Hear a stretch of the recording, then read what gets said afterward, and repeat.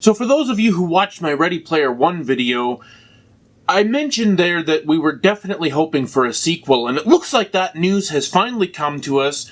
I just saw in a Polygon article today that Ready Player 2, that's supposed to be the name of the sequel to Ready Player 1, has been announced, and it's coming out this year. November 27th is the supposed release date. I can't wait. Let's talk about it.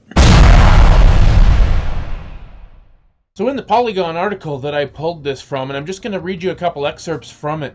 So obviously the headline is Book Sequel to Ready Player 1 coming in November. Ready Player 2 is happening. Ernest Cline's Ready Player 1 is getting a sequel called, you guessed it, Ready Player 2. The novel is set to debut on November 24th in North America, according to The Hollywood Reporter, and we'll take a look at that article as well. Cline had previously confirmed in 2017 that he was working on a novel, so he's been working on it for about 3 years now. It's Ballantine Books, a subsidiary of Penguin Random House, will publish the book, which is available for pre-order now. There are no further details available on the book's plot, which will likely take place after the events of Ready Player One.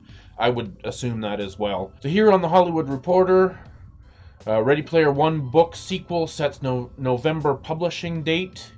Ready Player 2 will debut November 24th. Ready Player 1 author Ernest Cline is stepping back into the Oasis with his long-gestating sequel to Ready Player 2 launching November 24th in North America. So just stopping by Goodreads here to take a look at the listing and see what it has to say for Ready Player 2. So just to absolutely confirm this, this piece of news, this rumor, I went to check Goodreads, which is the kind of definitive book listing website, and it does appear here on Goodreads listed for November 24th, so we can say that this is confirmed at this point. There are quite a few reviews. People are a little bit nervous about this book because they feel like the original book wrapped things up kind of nicely. There's a lot of comments here that people feel like this book wasn't called for and it's only a money grab. There's one comment here, it says, "I'm furious. Catch me out here being furious. What is happening? Why is this book being brought into existence? Who asked? Who said? You know that perfect standalone that doesn't need a second book? Yeah, give it a second book. Was it Steven Spielberg? Just tell me. I'm not mad. I just want to talk. I mean, I'm going to read this book, that should go without saying, but I'm not going to be happy about it. Okay, maybe a little bit happy. Okay, yes, I'll probably be at least mostly happy, but also there will still be anger involved."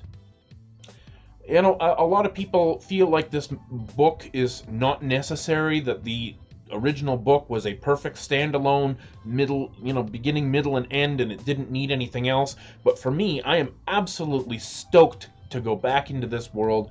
I am so into the world that Cline created, and I can't wait to meet up with these characters again and go on another adventure with them. So if you've never read Ready Player 1, let me just give you a little bit of backstory on Ready Player 1 and what we can expect out of Ready Player 2. So Ready Player 1 is a dystopian science fiction book that was also made into a movie by Steven Spielberg.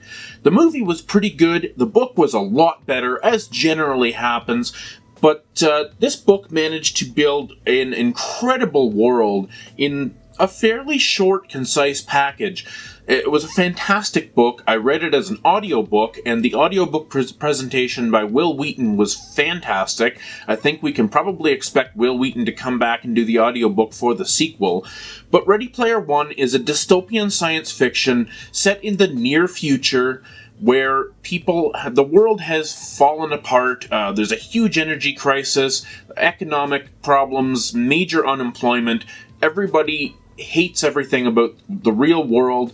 There is a new virtual reality simulation called the Oasis, which for the last, 10 or 20 years from the story's timeline in the 2040s has been the major escape for the world's population. Everybody does all of their business, all of their pleasure, they watch TV, they play games, they do everything in the Oasis. The Oasis is actually a bigger economy than the real world at this point, and everybody's in there. Whether you're rich, poor, whatever, everybody's in there. And there's a huge storyline. The adventure part of the story is that there is a challenge to win control of the Oasis and a huge sum of money from the Oasis creator, James Halliday. He has set up this kind of game, this series of challenges, this series of keys that you need to unlock doors to other challenges, and in order to win these challenges, you need to, because this book is so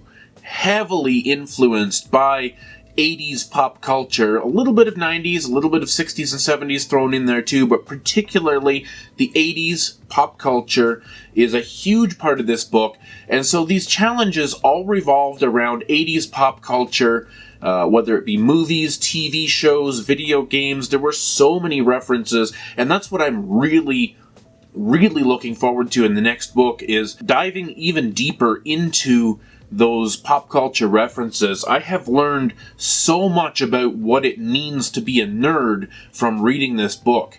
And it's funny to say that, but being really passionate about those sorts of, 80s and 90s pop culture stuff is a real signature for nerds, and this book was written as blatant fan service in one respect, but in the other respect, it actually teaches you a lot about some really obscure stuff. It's absolutely fascinating.